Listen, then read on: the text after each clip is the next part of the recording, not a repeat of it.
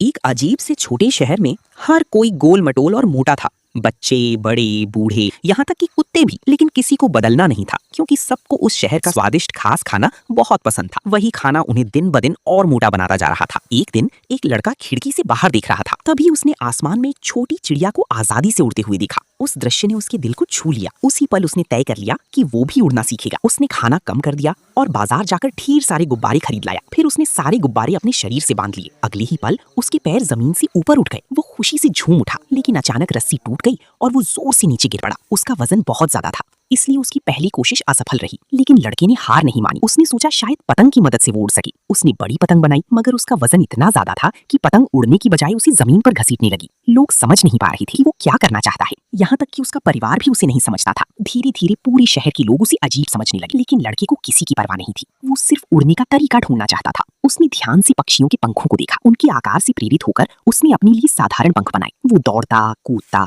और उड़ने की कोशिश करता, लेकिन फिर भी उड़ नहीं पाता।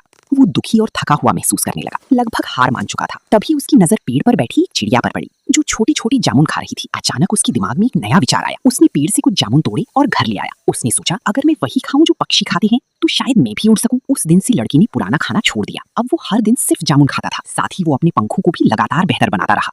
दिन बीतती गई, सर्दी खत्म हो गई और लड़का काफी दुबला हो चुका था। अब उसका शरीर पहले जितना भारी नहीं था। फिर एक दिन वो अपने नए और मजबूत पंख पहनकर दौड़ा। उसने आसमान में उड़ती चिड़िया का पीछा किया और एक बार फिर उड़ने की कोशिश। इस बार सब कुछ अलग था।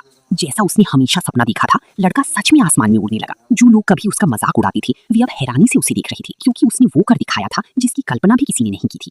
अपनी मेहनत, हिम्मत और कभी हार न मानने वाली जज्बे से उस लड़की ने आखिरकार अपना सपना पूरा कर लिया।